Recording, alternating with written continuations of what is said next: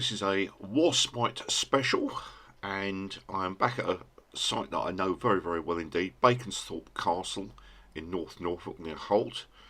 And we're going to be looking at how it's gone from this to this and finally to this. English Heritage have thrown a lot of money at this site, and boy did it need it. First, a bit of history about the site. It is several miles south of Holt in North Norfolk. It was originally developed by John Hayden, an unsavoury shyster lawyer from the 1450s onwards. He could have modelled for the later Thomas Cromwell in terms of his business ethics. It was later developed further by his son Henry Hayden. And Henry Hayden made further changes to the inner court, which we see here. Focusing on the inner court, which is the oldest part of the building, you'll see it has a rather strange presentation. If you look at the gatehouse tower there, and you look to the left, you'll see a line of weapon embrasures, which I believe to be handgun loops. And on the extreme left-hand side there is a tower, a square tower, which features two artillery ports. A semicircular one facing in this direction, and a square one facing off to our left. The wall then going above that towards the back is also defended with towers, and then suddenly the defences stop. Now, according to my copy of Pevsner and other sources, it appears the castle was intended to be much smaller at this point. And if you can see a well underneath the word court, that's the U and the R in particular, it's believed that the original castle, that would have been the corner. So you'd have had a small castle enclosure. The gatehouse would be set off to one corner, and everything you see later on the other side is a later interpretation of it as a farm building. Let's move on. So the defences to the left of the gate would appear to have been planned by the original John Hayden sometime after 1450 in the period of Cade's rebellion. Bearing in mind Hayden himself was not popular for his support and actions on behalf of the Duke of Suffolk and later the Duke of Norfolk. So this may have been something of his panic room. He's decided to defend his little manorial court and keep the peasants at bay. However, at some stage or another, he's died and his son Sir Henry, now knighted, has taken over. And Henry has seen this as more of a domestic building. So if we look at the section there that is ringed in yellow, there are no defences. There's a complete absence of embrasures. There is no corner tower, no artillery, and that strange back wall that's above the word inner court is quite frankly a ramshackle collection of bits and pieces cobbled together. And when I first saw it several years ago, before English Heritage improved it, it was a pile of rubbish just cobbled together with lime mortar. There was even bits of tile worked in. It was crude work, to say the least. So the main gatehouse and the area to the left of the gatehouse are normally ascribed to John Hayden, 1450, 1460, 1470, that period. But with his death, his son Sir Henry takes over, and the section to the right hand side and the back is ascribed to his period. So we're talking late 15th into the 16th. Now the building in blue, which is where one of the corner towers should be, is a long agricultural building. Some sort of barn-like structure. It could also have been used for shearing sheep, or if not shearing the sheep, then storing the stacked wool, the fleeces, prior to them being washed. The tower to the extreme top there, ringed in yellow, which, while it does look like a defensive tower, the base of the tower has been opened up into the moat or mere, which is that large area of water. And it's been interpreted that was used for actually washing the fleeces. So it's gone from being a castle to effectively a sort of sheep shearing station of some sort. Sheep shearing, wool processing, and yeah, this is where he was making his money. The Americans like to talk about King Cotton and the planter economies of the southern states, which produce all the cotton in the 18th and 19th century. But the predecessor of that was East Anglia in the 15th and 16th century, and the king product was wool. East Anglian wool was highly regarded in the Low Countries. The wool was shorn over here, exported via King's Lynn, Yarmouth, Norwich, etc., out to the Low Countries. It was then turned by Flemish weavers into high quality cloth. As a result, a number of quite small villages in East Anglia boast very large churches, which are sometimes referred to as wall churches, because the farmers were putting their money back into the church. But also, this is an area where we get an awful lot of deserted medieval villages. This is known as a DMV, deserted medieval village. And within only a few miles of where I live, I can find you about 5. Why were these villages deserted? Well, they used to say it's the Black Death of the 1340s. No, it wasn't. Most of these villages were still thriving into the 1540s, 1550s and 1560s. The problem was tenants cost money. You can't get the rent off your tenants. Much easier to kick them off the countryside and bring in the sheep. And we hear about the Highland clearances in Scotland in the 18th and 19th century, throwing the Scots off the land and bringing in the sheep. It happened in East Anglia between the 15th and 16th century. Tenants were thrown off their land. They're a nuisance. They don't pay their rent on time. Sheep pay, and pay well. Approaching the castle from this side, standing next to the bridge, the first thing you see is the moat, wet moat running around the site. And there is the what I call the left hand or defensive wall. There's a series of gun loops. Each one of those gun loops allows 2 men to shoot. I'll show you that in a second. And in the corner there is a square tower, which is somewhat reduced in height now, which had artillery in it, and I'll show you that in a moment. And over the back you can just see one of the flanking towers sticking up over the wall. That faces off in that direction to the west. And this is the castle as a defensive structure, but it's very deceptive because it's not deceptive on the other side of the gatehouse. So this is the interior of that wall, and you can see this is one of these double gun loops. One person can stand on one side of that central column, another person can stand on the other side of the central column, and that guy there has got a flanking shot on the main gate and the main bridge. Looking at the gatehouse itself in this English heritage illustration, we see it occupied several stories. There was a bridge and drawbridge in front. There's an elegant garderobe or toilet system running down the left of the building, which still pours out into the moat. The drain is still there anyway. And this would have been a handsome accommodation for the family or whoever was resident in the castle. And there was a great hall behind, out in where the courtyard is now, but that's now missing. So, handsome looking structure, which English heritage rather optimistically referred to as a keep gatehouse. Yeah, it's trying to be, but I don't think it's really a keep gatehouse. Until about 2.5 years ago, this is what the gatehouse looked like. You'll notice one thing that's missing: the entire front arch has dropped out. Also, the bridge wasn't looking too bright. The building is largely built from local flint rubble.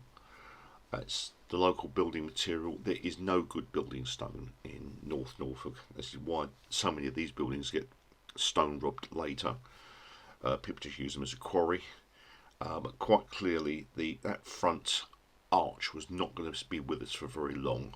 So English heritage had to do something bloody quick. The whole site's been closed for about 2.5 years. I was critical of them, the amount of time they were taking doing it, but they had several problems. One was the extensive nature of the work, and you'll see what they've had to do in a minute. But the second problem was there were bats roosting on the site, and of course bats are a protected species. So that, believe it or not, is the gatehouse as it was until quite recently. Let's see what they've done to it. So the first thing you'll notice is they've inserted some huge steel girders. Very ugly, very obvious, but at least it's letting you know it's not pretending to be medieval. They've also had to put some brick supports at the top there to try and tie the girders into the old flint rubble front. Again, dealing with flint rubble is the best you can do. They've also replaced the bridge, so considerable amount of work has gone in just on that section alone to support that front gateway and prevent it from falling down. Inside the archway, this is the old view, was the remains of a vaulted ceiling. It's not looking good there, and that's about 5 years ago. They've had to cut it back. No option. There's a limit to what you can do with an old structure, especially built with this type of fragile material. They've cut it back, but you can see they've also inserted fresh brick in the extreme right over there. And they've tried to support what's left, but admittedly something's had to be removed for safety reasons, if nothing else. And here's a close-up of the surviving piece of the ceiling. You can see they've unashamedly put new brick in where they could, but clearly bits have had to go. This is the interior of the corner tower, which has the two artillery ports. Facing south we have a semicircular gun port, while facing off to the west was a square one, so even in this tower they couldn't make up their mind what they were doing. Guns this time had no wheels on them, they were simply wooden sleds laying on the ground, and the line that you can see in the wall there, that sort of line in the brickwork, is roughly where the floor would have been. There's a still, and you just see there's a line apparent in the stonework. That's the level of the floor. Similar fortifications can be found at Kirby Muxloe, again same period as this, and there's actually an account in the Paston letters where Lady Paston refers to a fortification near her having gun ports put in at knee height. So here's the example. Moving out into the courtyard and moving over to the west wall, this is one of the large flanking towers which has very large windows in it, which suggests it may have been remodelled later, less for defensive and more for comfort. But beneath it you can actually see quite a deep basement level, but that port there lets straight out into the moat, which makes me think that this is in fact a huge garderobe chamber, that some poor soul would have been employed to dig out the human faeces and waste from that port if it backed up too much. So I think that could be part of the garderobe system. Right, we've moved along the west wall now, past those flanking towers, and the wall suddenly stops here and gets very, very much thinner. It's believed that this is where John Hayden intended to bring his castle up to there, another corner tower, and then the second tower would have been somewhere off there where that well is. But as you can see, the plan was changed. His son, Henry Hayden, decides to extend further behind us, creating this rather flimsy, and boy is it flimsy, had to be extensively repatched by English Heritage. That's all their new work put in there. And when I came here a few years ago, looking along this back wall, it was literally snips, snails and puppy dogs' tails. All sorts of odd things have been worked in there, bits of tile. The flanking tower, such as it is, can't really shoot along the base of the wall properly. It's pretty much a mess. I think a proper medieval builder would have wept. Here's a close-up of that back wall after restoration. You can see they've inserted a lot of pointing and fresh brick in there. But if you look at the wall material itself, you can see there's an awful lot of bits of tile and stuff just piled in there. It's snips, snails and puppy dogs' tails, field flint, odd scraps of brick, odd scraps of tile, whatever stuff they can cobble together quickly to make it look good from the outside. This is a breeze block and plasterboard castle, very much built on the cheap. Now we're coming around to what I will call the northeast tower. It's the only defensive structure on this side of the castle, possibly built by the later Sir Henry Hayden, and it's one where the English Heritage have had to do an awful lot of work. Nearly all the windows there have had new lintels inserted, There's a lot of fresh brickwork. However, this is also the tower where the basement has been deliberately flooded. The outside moat or mere has been allowed to flow into the basement of the tower. It's believed to be used for washing sheep wool, washing the fleeces. A great sort of tank, chuck your fleece in there, jump up and down and wash them out and then get them out to dry. So are deliberately flooded. There's an archway throughout into the moat, etc. This wasn't accidental. So the defensive tower above has been turned into part of the wool processing, sheep shearing process that was taking place on site. And there's a close-up, and you can see where English Heritage have had to put a very stout concrete lintel right in there, and in the next window and the windows beside.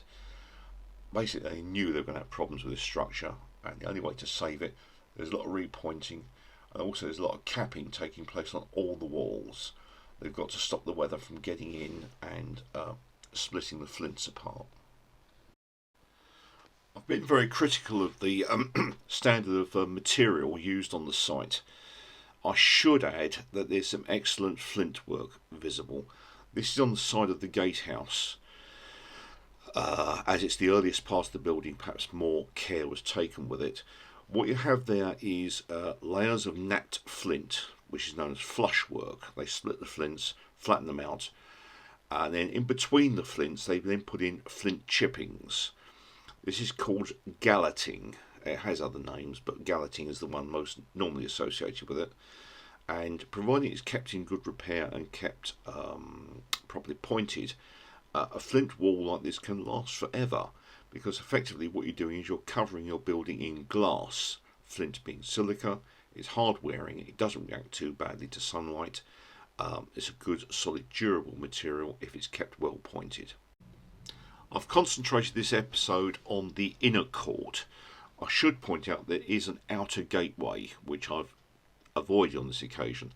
The outer gateway is a 16th century. It was a gateway. That small pedestrian doorway that you see there is actually been inserted later to turn it into a little manor house when the castle went into decline. But if you step inside, you will see the original carriage-sized gateway inside. English Heritage have carried out a lot of work on this. The window you see to the right of the door has been completely rebuilt. They put a lot of work into it, but I wanted to concentrate on the inner court today. You may also notice there's a very dark cloud behind it. That's not me playing with Photoshop, that was really there. This was several years ago. I visited during the course of a holiday before I even moved up here, and that was the storm cloud that passed behind us. I'm standing in a ray of sunshine, and the rest of the Norfolk coast was getting it, and I mean getting it hard, torrential rain. So this is Baconsthorpe. You're seeing the good stuff and you're seeing the bad stuff. This was a site I first visited as a child. There used to be a chemical toilet here at one time and a custodian. It's now free to enter. You can walk in any time, any reasonable time. Open dusk till dawn. I'm rather fond of it, although I'm also quite critical of parts you will have noticed. Get a chance to come along to Baconsthorpe, have a look. You can find it by driving through the village and following a sign down the side of one of the cottages. I will put up two links. I'll put up a link to an earlier film about Baconsthorpe, and I'll also put up a link to Raglan Castle, which was built in the same 10-year period and presents a very different look. So have a look at Baconsthorpe, but have a look at what Raglan, the Herberts of Raglan, did. It's a fantastic building. Thank you, and I hope you enjoyed it. This has been a Warspite production. If you've enjoyed this, please leave a thumbs up. If you've really enjoyed it, please feel free to subscribe. I look forward to seeing you next time. This is Warspite out, and have a very good day.